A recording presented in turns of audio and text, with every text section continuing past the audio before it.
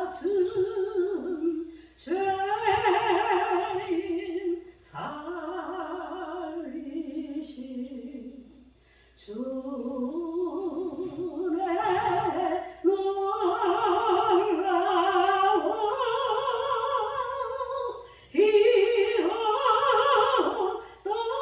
생명 찾았고 광명을 얻었네.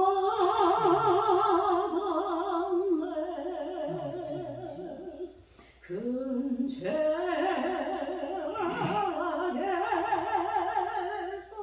건지신 주의 고마워.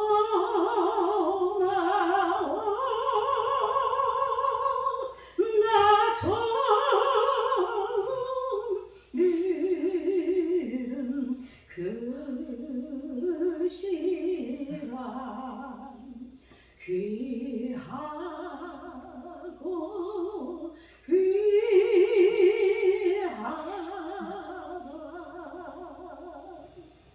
거기서 우리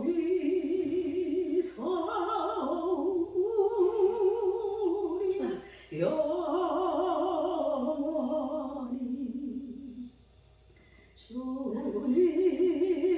주님의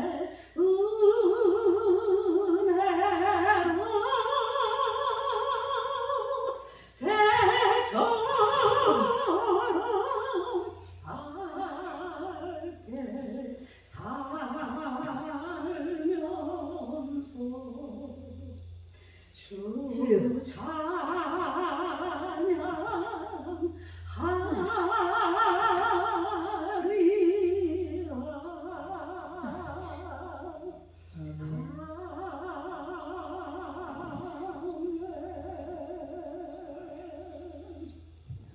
아멘.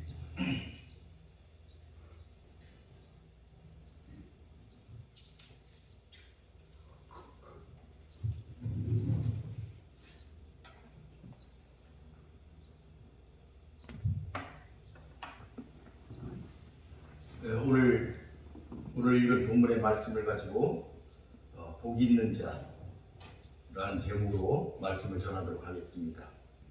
오늘 본문은 사실은 14절부터 시작되는 그 바알세불 논쟁, 바알세불 논쟁으로 번진 그 귀신 축사 상황, 그 상황이 기록된 그 예수님의 말씀입니다. 그래서 14절부터 본문을 한번 살펴보도록 이렇게 하겠습니다. 14절에 보니까 예수께서 한 말 못하게 하는 귀신을 쫓아냈었다. 그가 말을 했다. 이렇게 이제 먼저 기록이 되어 있습니다. 그러겠더니 반응이 나타났어요. 무리들의 반응이 세 갈래로 나타났습니다. 어떤 무리들은 이를 놀랍게 여겼어요. 놀라운 일이다. 놀라운 일이다. 다윗의 자손 아니냐. 이렇게 놀랍게 표현을 했어요. 그런데 일부는 귀신의 왕 바알세불을 힘입어서 일어난 일이다.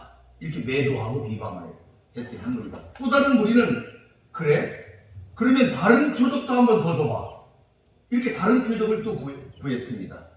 이런 반응을 보이자 예수님께서는 그 17절부터 보니까 비방자들의 생각이 잘못되었다. 그것을 이제 비논리적이다. 논리적이지 않다. 이렇게 해서 논리적으로 지적을 하셨는데 그들의 생각을 간파하시고 뭐라고 했었냐면 귀신의 왕을 힘입어서 귀신을 쫓아내면 서로 싸우는 거 아니냐. 귀신의 나라가. 그러면 귀신의 나라가 쓸 수 있겠냐. 이렇게 논리적으로 지적을 하셨어요. 그리고 또 한 가지를 얘기를 했어요. 그러면 니들 자손들이, 니들 자식들, 니들 자녀들 중에도 이렇게 축사하는 자녀들이 있는데, 귀신을 내쫓는 자녀들이 있는데, 그러면 그들은 누구 힘으로 쫓아내는 것이냐? 내가 귀신의 힘을 입어가지고 귀신을 쫓아낸다고 그러는데, 그러면 니들 중에 귀신을 쫓아내는 사람이 있던데, 그들은 어떻게 된 거냐? 이렇게 예수님이 논리적으로 그들을 지적을 하셨어요. 그렇게 하시면서 20절부터 뭐라 하냐면 내가 하는 이 축사는 하나님의 능력에 힘입은 것이다. 이렇게 그들에게 분명하게 밝히신 거예요. 그래서 귀신이 이렇게 쫓아나가고 이런 걸 보면은 하나님의 나라가 이미 너희들에게 임재한 것이다. 증거다. 하나님 나라가 임재했기 때문에 귀신이 나간 것이다. 이렇게 20절에 말씀하시면서 더 중요한 말씀을 하셨어요. 지금까지는 사탄이 세상을 지배했는데 더 강한 자가 왔다. 누구냐? 나 예수다. 하나님의 능력을 힘입어서 내가 와가지고 그들을 다 멸했다. 무장해제 시켰다. 그들의 것을 다 내가 빼앗았다. 이렇게 예수님이 말씀하시면서 23절에 보니까 누구든지 나와 함께 해야 될 것이다. 양자택일을 해라. 나와 함께 하든지 하지 않든지 결정해라. 이렇게 강하게 말씀하시는 그런 말씀이 23절까지 되어 있습니다. 그 다음에 이제 보니까 이제 오늘 본문, 우리가 읽은 본문부터 뭐냐면은 그랬는데 양자택일을 하라고 했어요. 나를 택하든지 귀신을 택하든지 둘 중에 하나를 택해야 될 것이다. 이렇게 예수님께서 분명하게 하셨는데 예수님을 택하지 않은 자들, 예수님을 택하지 않고 그렇다고 귀신을 특별히 택하지도 않은 것 같은 자들, 그런 자들이 있더라 이 말이에요. 중립적이라고 스스로 생각하는 사람들, 그런 사람들이 있었어요. 그런데 그 사람들에 대한 이야기를 지금 하고 계시는 거예요. 7 귀신이 들린 자들에 대한 이야기, 그것입니다. 그때 예수님이 쫓아낸 이 귀신이 바깥으로 나가서 돌아다니다 보니까 쉴 곳을 찾지 못해서 자기가 있던 자기 집, 그 집에 돌아와 봤더니 깨끗하게 정리가 되어 있더라. 비어 있더라. 집이 비어 있어요. 그래서 귀신이 자기 친구들 7을 데리고 와가지고 그 속에 들어가가지고 그 귀신 들린 자가 더 형편이 안 좋게 되었다. 안 좋게 되었다. 하는 것을 그 예수님이 말씀을 하신 거예요. 그러자 그때 한 여자가 소리를 쳤어요. 예수님을 찬양했어요. 찬양을 한 거예요. 무슨 찬양이냐? 육신적인 관계에 있는 자, 예수님을 전공이고 기르는 자, 참으로 복이 있다. 그러니까 마리아가 복이 있다. 이 얘기를 한 거예요. 그러자 예수님은 아니다. 오히려 하나님의 말씀을 듣고 지키는 자가 더 복이 있다. 더 복이 있다. 이렇게 예수님께서 분명하게 복이 있는 자라는 것은 하나님의 말씀을 듣고 지키는 자다. 그렇게 중립적으로 깨끗한 채 하고 자기가 다 정리된 채 하고 도덕적인 채 하면은 그 집이 비어 있어가지고 귀신이 더 좋아가지고 귀신이 거기를 많이 들어간다는 얘기죠. 그렇게 해서는 안 된다. 하나님의 혈연에 의하지도 말고 어떤 습관에 의하지도 관습에 의하지도 말고 하나님의 복음을 듣고 지키고 그런 자가 되어야 된다. 그런 자가 승리하는 자다 하는 것을 오늘 이 바알세불 논쟁을 통해서 예수님께서 우리에게 교훈하고 계시는 그런 본문의 말씀이 되겠습니다. 이 본문은 이 앞에 보니까 제자들이 예수님한테 지난주에 설교를 했지만은 기도를 가르쳐달라고 했어요. 그랬더니 하나님께서 구하는 자에게 최고의 선물을 주시는데 성령을 주실 것이다. 성령을 주실 것이다. 이렇게 말씀을 하셨는데 여기 보니까 귀신 얘기가 나오는 거예요. 귀신이 들린 자. 귀신을 쫓아냈어요. 예수님이. 그래서 귀신을 쫓아내시고 이제 바알세불 논쟁으로 넘어가는. 그러니까 예수님이 귀신을 쫓아낸 그 행위가 이 바알세불 논쟁을 불러일으켰다 하는 것을 우리가 볼 수가 있는 것이죠. 여러분이 예수님이 쫓아낸 귀신이 거기 보니까 무슨 귀신이라고 했어요? 말 못하게 하는 귀신이다. 옛날 성경은 벙어리 귀신이다 이렇게 얘기를 했는데 이제 그런 단어를 안 쓰니까 말 못하게 하는 귀신이 들어가 있던 사람이다 이렇게 했어요.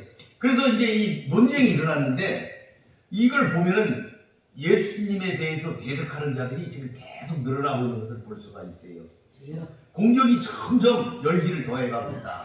이런 걸 볼 수가 있는 것이죠. 그래서 이 귀신 축출 기사 이걸 보게 되면은 기도를 가르쳐 주신 말씀 바로 뒤에 귀신을 내쫓았고 그 다음에 그 말 못하는 귀신이 나가자 말을 했다 하는 것을 눈여겨 볼 때에 이게 어떤 걸 의미하느냐 이걸 생각해 볼 수가 있는데 기도를 못하는 자는 그러니까 기도를 가르쳐 주셨잖아요. 그러면서 기도를 못하는 자는 말 못하는 귀신이 붙은 자라 같다. 그거를 지금 의미하고 있다. 이렇게도 볼 수가 있습니다. 그러니까 기도를 못하는 자, 기도를 하는데 기도의 내용이 뭐였어요? 하나님을 찬양하는 거 됐잖아요. 하나님을 찬양하고 하나님을 칭송하고 하나님 나라가 임하기를 위해서 기도하는 건데 그런 기도를 못하는 자는 귀신 들려가지고 있는 것과 같은 것이다 하는 것을 지금 말씀하고 있는 것이죠. 그러니까 기도하지 못하는 자는 사실 영적으로 말 못하는 자랑 같은 것이다. 이런 의미지요. 그래서 예수님이 이 귀신을 쫓아내 주셨다. 예수님의 기도의 가르침을 통해서 비로소 영적으로 말 못하는 자가 그 상태를 벗어났다 하는 것을 지금 보여주고 있다. 그래서 우리가 알 수가 있겠습니다. 이 바알세불 논쟁은 마태와 마가복음에서도 기록이 되어 있는데 약간 차이점이 있어요. 이 마가복음에서는 뭐라고 표현을 하고 있냐면은 예수님이 미쳤다, 귀신 들렸다 이렇게 소문이 나가지고 이 소문이 나니까 그 가족들이 예수님을 잡으러 왔어요. 예수님을 잡으러 왔다. 마가복음 3장에 이렇게 기록이 되어 있어요.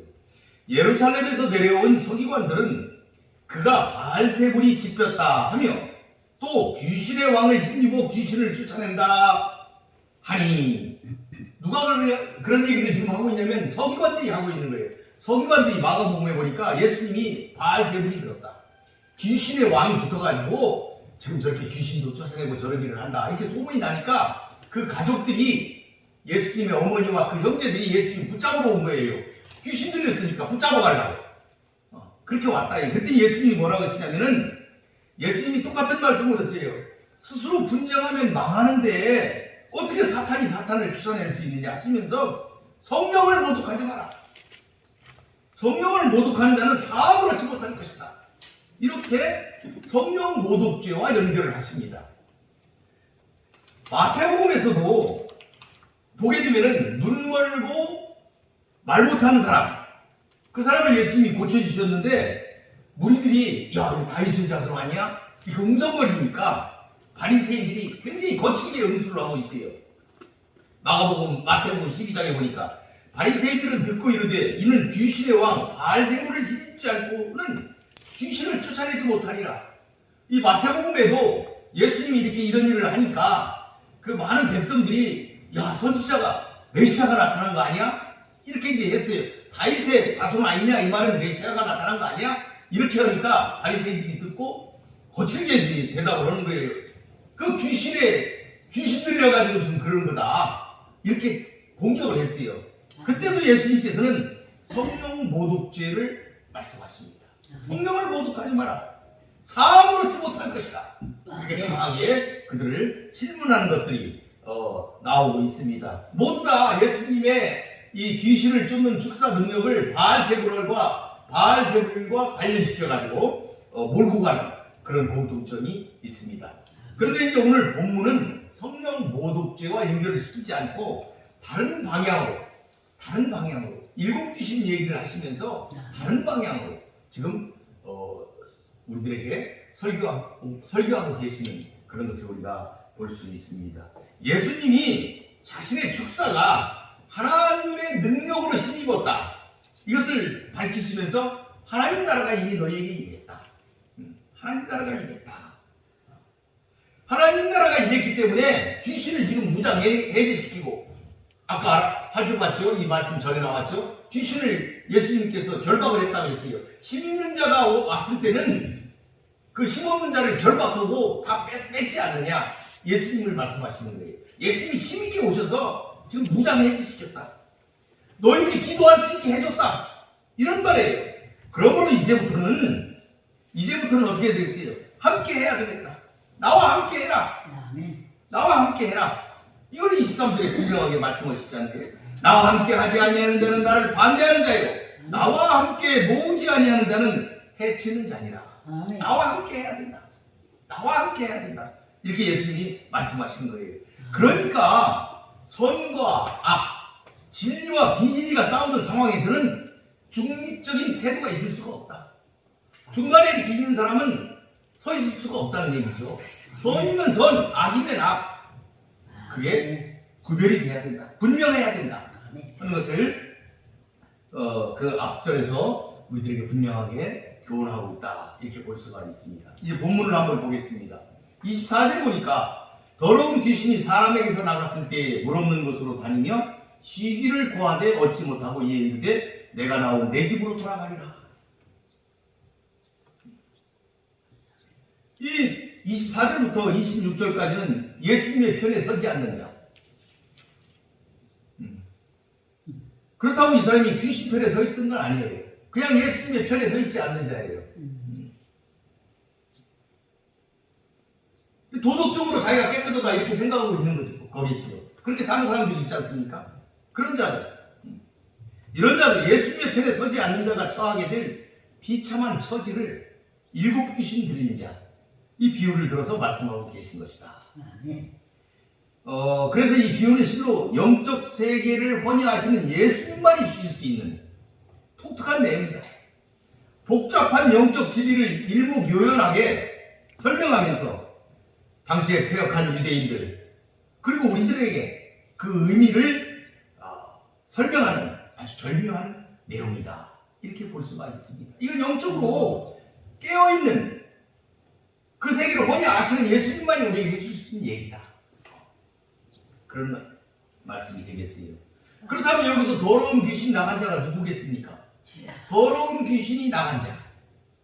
이렇게 그 성경이 말을 하고 있어요. 그러니까 당시 예수를 가리켜 바알세부를 힘입어 귀신을 쫓아낸다고 비난하던 바로 그 사람들. 그 사람들이 더러운 귀신이 나갔던 사람들이었다. 이렇게 볼 수가 있다. 그런 얘기죠. 그럼 누구겠습니까? 마태복음이나 마가복음에 의하면 서기관이나 바리새인들. 서기관들이 예수님을 바알세부에 들렸다. 또 바리새인들이 그렇게 얘기를 했지 않습니까? 그걸 볼 때 이 사람들을 가리키는 것이 아니냐.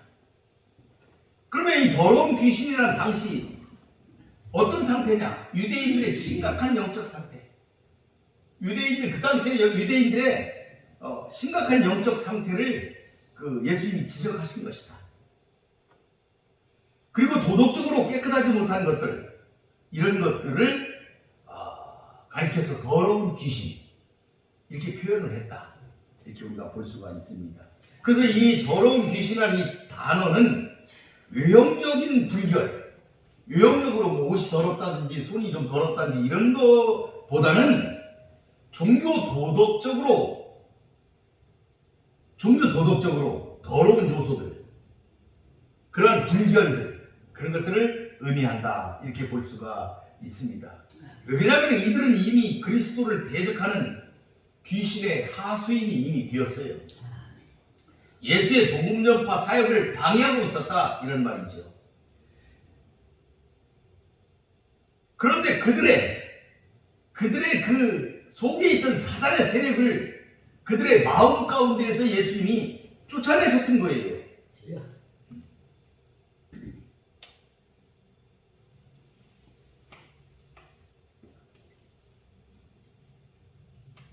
그런데 그들은 스스로 그들의 힘으로, 그들의 믿음으로, 그들의 신앙으로 이걸 쫓아냈다. 이렇게 자부하고 있었어요. 그러면서도 마음속으로 하나님을 모시지 못한 상태에 있었어요.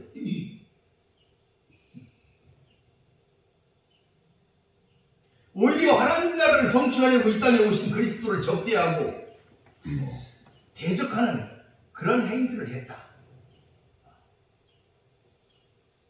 이렇게 볼 수가 있는 것이죠. 그러니까 이게 이제 공동체적으로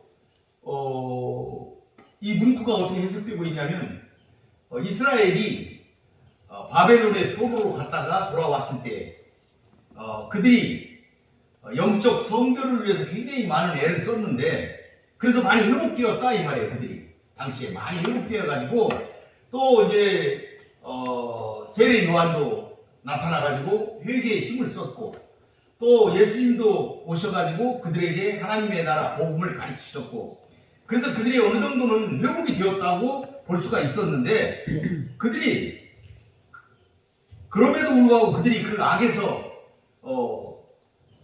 벗어나 그 거룩한 영으로 그들의 마음을 채웠어야 되는데 그렇지를 못했다.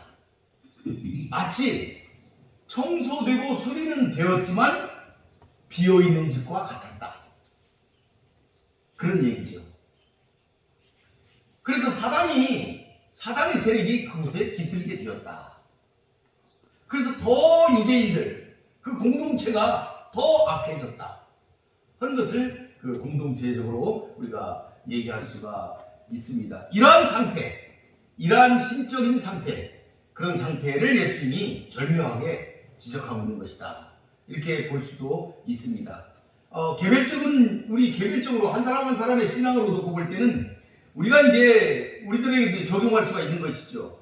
우리들 모두가 예수님을 배척하지는 않아요. 많은 사람들이 예수님이 오시고 예수님 복음을 전하고 그럴 때에 예수님을 배척하지는 않아요. 특별히 이게 확 믿지도 않고 받아들이지도 않지만 배척하지도 않는 상태. 세상적인 가치관 속에서 그냥 도덕적인 정결을 유지한다. 이렇게 하면서 예수를 받아들이지 않는 상태. 그런 상태에 있는 사람들에 대한 그 지적이다. 이렇게 볼 수가 있는 것이죠. 그런 사람들은 결국은 하나님 나라의 적대자가 될 수밖에 없다. 왜? 그러한 상태 자체를 사탄이 굉장히 좋아한다. 왜? 빈집이니까. 먼저 차지하는 사람이 주인이 되니까 그런 상태에는 그들이 굉장히 좋아한다는 사실을 우리들이 알아야 되겠다. 그러니까 당시의 상황을 놓고 봐서도 그 당시 상황에서는 예수님의 말씀을 받아들인 자가 누구예요? 세리와 창기가 받아들였다.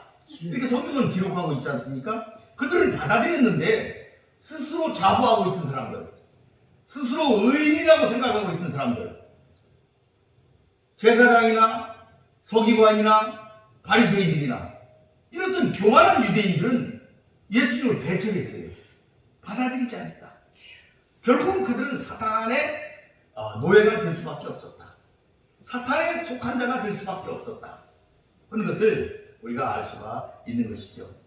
그러니까 우리가 도덕적으로 남들보다 조금 더 정결하다 이런 것을 내세울 것이 아니라 진실로 마음에 그리스도를 영접하는 것이 가장 중요하다 하는 것을 지금 이야기하고 있는 것입니다. 많은 사람들이 그러죠. 내가 도덕적으로 깨끗하게 살고 있다. 나는 뭐 도덕질 한 적도 없고 남에게 해코지 한 적도 없고 남에게 아프게 한 적도 없다. 이렇게 하는 사람들이 많이 있는데 그게 중요한 것이 아니다. 영적으로 볼 때 그리스도를 받아들이는 것. 그래서 내 마음에 주인이 있는 상태, 제일 중요한 상태다. 그렇게 해야 사탄이 넘보지 못한다 하는 것을 본 말씀을 통해서 우리가 깨달을 수가 있습니다. 여기 보니까 사탄이 물 없는 곳으로 다니며 쉬기를 구하되 얻지 못하고 이렇게 얘기를 했어요. 그러니까 물 없는 곳, 쉬기를 구하되 얻지 못하는 곳, 광야 같은 것을 얘기하지 않겠습니까? 근데 유대인들은 전통적으로 광야를 귀신들의 처소다 이렇게 이야기하고 있습니다. 그러니까 더러운 영들이 다니는 곳이 광야다, 위험한 곳이다 이렇게 했던 것이죠. 그러니까 그 광야는 휴식할 곳이 없지 않습니까? 그런데 영적 존재인 이 더러운 영은 육체적인 활동이 없으니까 일을 해서 힘든 게 아니에요. 피곤한 게 아니에요. 일을 했기 때문에 쉬기를 간구하는 것이 아니고 구한다는 것이 아니고 그 마음의 안식을 그가 원했다 이거죠. 귀신들이 마음의 휴식을, 마음의 만족을 원하는 거다. 마음의 만족을 원하는 상태, 이걸 쉬기를 간구했다 이렇게 이제 말을 하는데요. 그러니까 부정하고 도덕적으로 악한 욕망을 좀 이루려는 것, 그것이 그들에게 있어서는 안식이고 휴식일 것이다. 이렇게 우리가 볼 수가 있습니다. 그래서 여기 보니까 그걸 충족하려니까 그들은 영이기 때문에 육신이 없기 때문에 그런 것을 그들이 스스로 얻을 수가 없으니까 육신이 있는 인간을 원했더라 이 말이죠.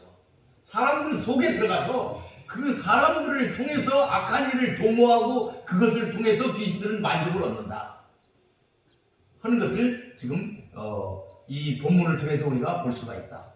그래서 인간에게로 그들이 들어가려고 한다 이렇게 볼 수가 있어요. 그래서 여기 보니까 내가 나온 내 집으로 들어가리라 그랬어요. 내 집이라고 그랬어요.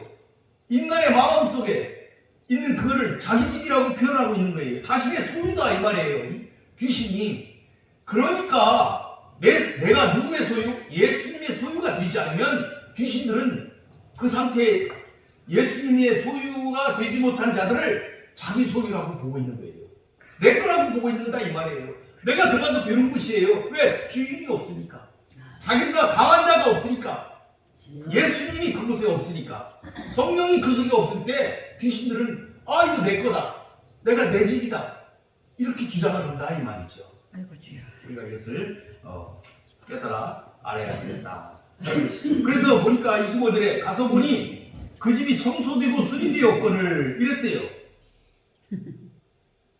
그러니까 더러운 영이 거주하고 있던 사람에게 다시 돌아왔을 때 상태, 그 상태를 보니까 깨끗하더라 이 말이에요. 깨끗하더라. 집이 다 청소가 돼가지고 이사만 들어오면 되는 상태, 그런 상태가 되었더라 이 말이죠.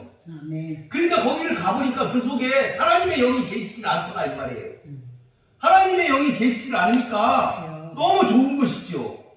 정신적이고 종교적인 공동현상이 그 사람들 속에 있었던 것이죠. 그러니까 그 사람의 그 상태는 귀신을 맞을 체리가 이미 다 끝난 거예요. 깨끗해가지고. 그런 걸 지금 얘기하고 있는 것이죠. 그러니까 청소되고 수리된 이 상태는 적극적으로 그 속에 악한 모습이 있는 건 아니에요. 그 사람이 악한 건 아니에요. 중립적인 상태예요. 나는 뭐 예수를 특별히 받아들이지 않고 누구를 특별히 받아들이지 않는다. 나는 무종교다. 이런 분들도 많이 있지 않습니까? 놀라운 것은 바로 그 상태. 그 상태를 더러운 영이 굉장히 최적의 장소로 여기고 있다는 것이죠. 사탄은 아무런 방해 없이 그 사람의 마음과 인격을 완전히 소유할 그런 기회를 절대 놓치지 않는다. 즉 이는 더러운 귀신이 일단 나갔으나 그 빈 곳이 성령으로 충만하지 않으면 다시 악한 영이 깃들 수밖에 없다 하는 것을 보여주고 있습니다. 이런 빈 상태, 우리 마음의 빈 상태, 적극적인 악의가 없는 상태, 이게 빈 상태다 이렇게 얘기를 했어요. 신학자 핸드릭스는. 그래서 그 사람은 뭐라고 했냐면은 그렇지만 네 마음이 비어있다, 악의가 없이 비어있다, 그래서 거룩한 상태가 아니다, 거룩한 것이 아니다, 이렇게 그는 말을 했습니다. 그러니까 그러한 상태는 전에 나갔던 더러운 영이 다시 돌아오는 것을 막을 수 없는 근본적인 대비책이 없는 상태다, 이렇게 말을 할 수가 있는 것이죠. 26절에 보니까 이에 가서 저보다 더 악한 귀신 7을 데리고 들어갔다. 저보다 더 악한 귀신 7을 데리고 갔다, 이렇게 설명하고 있어요. 7 귀신, 그러니까 7 귀신이 들린 거죠 이 사람이. 그러면 7 귀신 들린 사람이 누구예요? 성경에 또 여인이 한 사람이 있죠. 막달라 마리아. 막달라 마리아도 7 귀신이 들렸다고 했어요. 이걸 보게 되면 7이라는 게 그럼 뭐냐? 왜 7 귀신이 들어갔냐? 10명도 안 들어가고. 이 7이라는 거는 숫자나 크기나 양적으로나 더 바랄 것이 없는 완전한 상태. 완전한 상태를 얘기하는 거예요. 그러니까 7 귀신이 들어갔다, 이거는 숫자적으로 봐도 충분히 들어갔고, 양적으로도 많이 들어갔고, 크기로 봐도 크게 들어갔다 이 말이죠. 망했다 이 말이죠 그 사람이. 그런 상태를 얘기하는 거예요. 이렇게 숫자가 표현하는 것이 7 귀신이다 이 말이에요. 딱 7 귀신이 1명, 2명, 3명 되면 7이 들어간 게 아니고 완전하게 들어갔다. 아주 충분히 취약한 상태로 들어갔다. 이런 그런 말씀이 되겠습니다. 그래서 나중 형편이 전보다 더 심하게 되었다. 이렇게 표현하고 있는 것이죠. 그렇게 들어갔어요. 그러니까 이러한 묘사는 이 사람이 일곱 귀신 들었을 때 상태가 얼마나 극심하게 변했는지 이건 우리가 충분히 우리가 짐작할 수가 있는 그런 거를 제공해주고 있지요. 결국 이런 비극적 형편에 처하게 된 이유가 뭐예요? 귀신이 축출된 자리를 공허한 상태로 내버려 두고 성령으로 채우지 아니하기 때문이다. 그런 말씀이죠. 귀신이 축출된 자리에는 하나님의 나라가 반드시 임해야 되고 그것은 성령과 말씀으로 채워져야 된다 하는 것을 본문은 설명하고 있는 것입니다. 그런데 그 당대에 그 세리나 죄인들 그들보다도 더 우월하다, 이방인에 비하면 더욱더 탁월하다 이렇게 생각하고 있던 바리새인들이나 율법사들, 자기들은 지식이 넘쳤다, 철저하게 지킨다, 이런 사람들은 자기들이 청소되고 수리된 집처럼 깨끗하다 이렇게 생각만 하고 있었던 거예요. 그 속에 하나님의 말씀이 없었던 거예요. 하나님의 진리가 그 속에 없었어요. 예수님이 그 속에 없었더라는 것이죠. 그러니까 결국은 그들은 하나님의 공의, 하나님에 대한 사랑 이런 걸 버린 것과 같은 그런 상태로 지적을 받고 있다. 이것을 우리가 깨달아 알 수가 있습니다. 그러니까 하나님 나라를 받아들이지 못하는 자가 되어 일곱 귀신에 사로잡힌 자로 그들 모두는 전락해버리고 말았다. 아멘. 그래서 돌이킬 수 없는 죄를 그들은 돌이킬 수 없는 죄, 주여. 예수님을 십자가에 못 박는 돌이킬 수 없는 죄를 지었다. 성령을 모독한 자는 절대 용서받을 수가 없다고 얘기를 했는데 하나님이 용서를 안 하시는 것이 초점이 아니고 그들은 성령을 모독하고 그런 삶을 사는 자는 자기 자신을 이렇게 최악의 구렁텅이로 돌이킬 수 없는 상태로 자기 자신을 던져 넣는다는 것을 우리 깨달아 알 수가 있다. 이렇게 볼 수도 있겠습니다. 27절에 보니까 이 말씀을 하실 때 우리 중에 한 여자가 음성을 높였다. 이렇게 했어요. 한 여성이 나타나요. 이제 한 여성이 나타나는데 그 여성이 지금 뭔가를 얘기하고 있어요. 누가 복이 있느냐 하는 걸 지금 얘기하고 있어요. 누가 복이 있는 사람이냐, 누가 복된 사람이냐 하는 걸 지금 얘기하고 있는 거예요.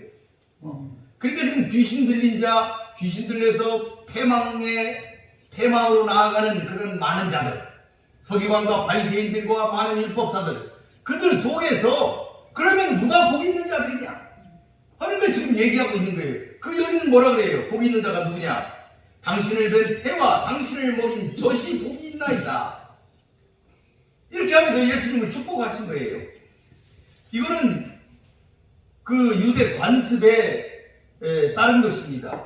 여러분 세례 요한의 어머니 엘리사벳이 예수님의 어머니 마리아를 만났을 때에 그 기사가 나오잖아요. 어떻게 했어요? 마리아를 축복했잖아요. 마리아를 축복했어요. 그 구약 시대 때부터 내려오는 많은 랍비 문헌에도 메시아가 태어나는 때와 그를 보는 시대 그리고 그를 보는 눈이 복이 있다. 이렇게 얘기를 하면서 메시아 시대의 영광을 찬양한 것을 우리가 볼 수가 있어요. 이 여인의 찬양은 거기에 있는 많은 관중들, 많은 무리들의 생각을 대변하고 있다. 이렇게 볼 수가 있습니다. 그러니까 예수님을 적대시하는 그런 그 유대교 지도자들, 그들을 빼고는 다 예수님의 능력의 말씀에 영향을 받아갖고 놀라움과 감탄을 금하지 못하고 있는 거예요. 예수님을 칭송하고 있는 거예요. 그래서 여인은 예수께 당신을 낳은 어머니는 하나님의 특별한 은총을 받은 것이 분명합니다.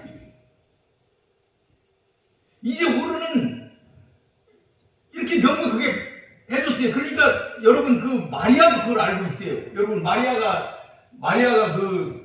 그 찬양하게 나오죠. 예수님의 어머니 마리아가 그 엘리사벳을 만났을 때 마리아의 노래가 있어요. 거기 보면 뭐라고 했어요? 이제 후로는 만세에 나를 복이 있다고 일컬을 이루다. 마리아도 그걸 알았어요. 마리아도 노래하고 있잖아요. 이제는 만세에 내가 복된 여인이라고 모든 사람들이 그럴 것이다.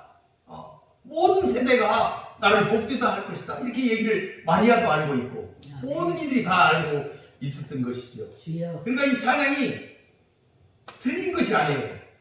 틀린 것은 아니다. 맞다. 맞다. 마리아를 찬양하는 건 맞다. 마리아가 찬양받는 건 맞다. 이렇게 칭송받는 건 맞다. 네. 그런데 예수님은 아니다. 오히려 28절에 보니까 하나님의 말씀을 듣고 지키는 자가 복이 있다. 이렇게 예수님은 말씀하신 거예요. 그러니까 예수님이 내 어머니가 복이 있다. 이게 틀렸다는 건 아닌데 정말 복 있는 자는 그럼 누구냐? 하나님의 말씀을 듣고 지키는 자가 더 복이 있다. 아멘. 이걸 예수님이 지금 말씀하고 계신 거예요.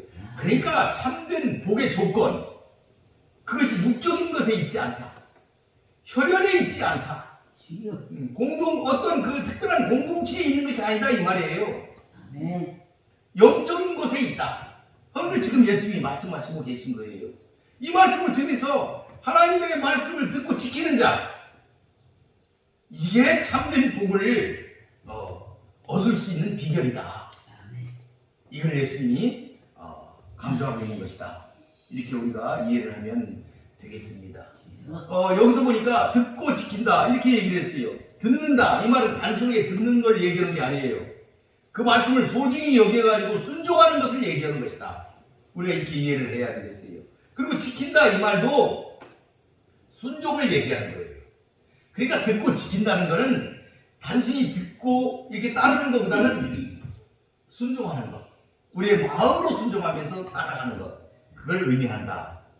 이렇게 볼 수가 있습니다. 그러니까 마르다와 마리아, 그 앞에서 이 마르다 마리아 얘기가 나오지 않습니까? 마르다와 마리아 이야기에서 예수님이 음식을 준비하는데 부산한 마르다, 그 마르다보다 자신의 발 아래에서 말씀을 듣는 마리아를 더 칭찬하셨잖아요.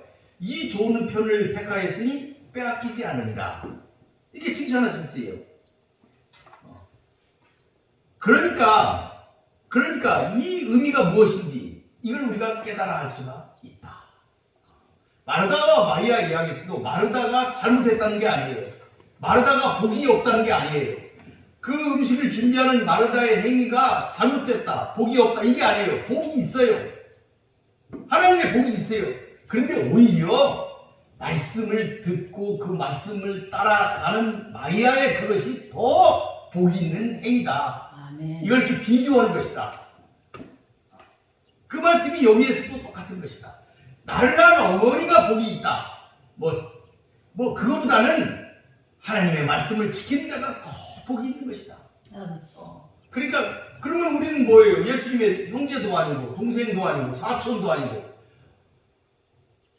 사도 요한은 이종 사촌이라고 그러잖아요. 근데 그 사람들은 다 사촌도 아니고 혈연이 있으니까 복된 거고, 우리는 뭐 종족도 틀리고 우리 복이 없나요? 그게 아니다 이거죠. 우리가 더 복 있는 자가 될 수가 있다. 그건 뭐냐? 하나님의 말씀을 듣고 지킬 때 우리가 오히려 더 복이 있는 자가 되는 것이다. 아멘. 하는 그런 말씀을 우리에게 주시고 있다. 주여. 여러분, 그 예수님이 진정으로 복이 있는 자, 그것은 자신을 낳은 어머니가 아니라 말씀을 듣고 듣는 자다. 이렇게 하셨는데, 이렇게 하심으로써 그 마르다와 마리아 이야기도 더 확실하게 다시 한번 뭔가를 가르쳐주는 그런 역할을 하고 있다. 본문을 통해서 하고 있다. 하는 것을 우리가 알 수가 있겠습니다. 과거에도 예수님은 이 혈육에 대해서 말씀하신 일이 있어요. 모친과 동생이 왔다고 사람들이 예수님한테 얘기를 해줬더니 예수님이 뭐라고 하셨어요? 누가 내 모친이고 누가 내 동생이냐, 이렇게 하시면서 하나님의 말씀을 듣고 행하는 자가 내 모친이고 내 형제다, 아멘. 이렇게 하셨던 것을 여러분들은 기억하실 거예요. 그런 네. 말씀을 여러분들 읽어보셨죠. 예수님 그때도 그 말씀을 하신 거예요.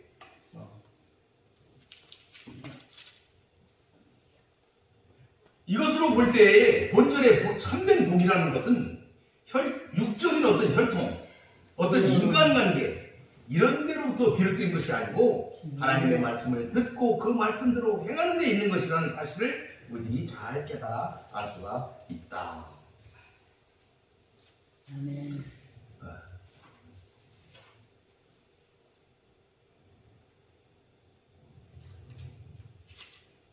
그러니까 참된 복의 조건이 영적인 것에 있다. 그런 것을 깨달아 알아야 하겠습니다.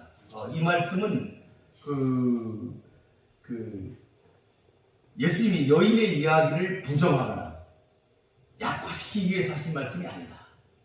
그러니까 마리아가 복이 없다 이렇게 얘기하는 것이 아니다 하는 것을 여러분들이 다시 한번 깨달아 아시기를 바라겠습니다. 진정한 복은 그거보다는 이쪽이 더 크다는 걸 얘기하는 것이다. 주여. 그러니까 마르다도 복이 있는데 마르다보다 마리아처럼 한 것이 더 복이 있을 것이다 하는 것을 말씀하고 계십니다.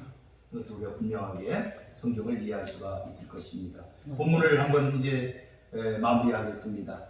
오늘 본문은 이러한 그 귀신을 쫓는 이야기, 세속화, 부도덕 이런 걸 통해서 이 모든 것들이 악한 것들이 제거된 후에 이루어지는 우리의 그 텅 빈 상태, 그런 텅 빈 상태를 위선이나 자기의나 교만이나 탐욕으로 채워지지 않도록 해야 된다. 말씀과 순종으로 채워야 된다 하는 것을 강조한 말씀이다. 이렇게 볼 수 있습니다. 이 말씀을 통해서 바알세불 논쟁이 우리가 이해할 수가 있는 것이죠. 이 바알세불 논쟁을 통해서 예수님 당시에 많은 종교 지도자들이 얼마나 예수님에 대한 그런 반대적인 대적하는 것들이 일어나고 있는지 그것을 우리가 잘 보여주고 있습니다. 마태와 마가는 이것을 성령 해방주가 된다 이렇게 기록을 했지만 누가는 이 사람들의 그 악한 반응, 그 다음에 그 악한 반응에 따른 그 아주 정말 나쁜 결과 이런 측면에서 이 바알세불 논쟁을 결론적으로 말씀을 하셨다. 그러니까 나중 형편이 더 심하게 악화된다는 것을 강조를 한 것이죠. 7 귀신을 통해서 이야기를 하고 있는 것입니다. 그러므로 그 후에 결론적으로 예수님께서는 여인의 외침을 통해서 축복의 조건이 육적인 혈연관계나 세상적인 전통에 의해서 있는 것이 아니고 하나님과의 바른 관계, 말씀을 지키는 것 이런 것이 되어야 된다. 말씀이어야 된다. 하는 것을 가르치고 있다. 그런 자가 복이 있는 자다. 이렇게 가르치고 있는 것입니다. 그렇게 예수님은 축복의 조건이 육적인 혈연관계 등 세상적인 것에 있는 것이 아니라 하나님과의 바른 관계에 있음을 분명하게 보여주고 있습니다. 성도 여러분, 진리의 싸움에서는 중립적인 것이 없습니다. 악의가 없다고 해서 거룩한 자가 될 수는 없습니다. 예수님은 말씀하셨습니다. 나와 함께 하지 아니하는 자는 나를 반대하는 자다. 나와 함께 모으지 아니하는 자는 해치는 자다. 이렇게 말씀하셨습니다. 예수님과 함께 해야 합니다. 거룩함으로 우리를 채워야 합니다. 이 사람이 말씀을 듣고 행하는 자인 것입니다. 모두 복 있는 자가 되어 승리하시는 여러분이 되시기를 바라겠습니다. 마치겠습니다.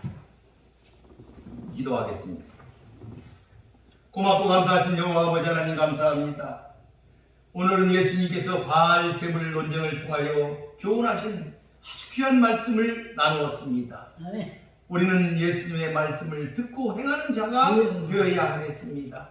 예수님의 말씀을 마음에 품는 자가 되어야 하겠습니다. 주님의 말씀을 듣고 실천하는 그가 참된 형제라는 사실을 깨닫고 참된 제자라는 사실을 깨닫고 그 길을 통하여 승리하는 우리 모두가 되게 하여 주시옵소서. 예수님의 이름으로 기도 올리나이다. 아멘.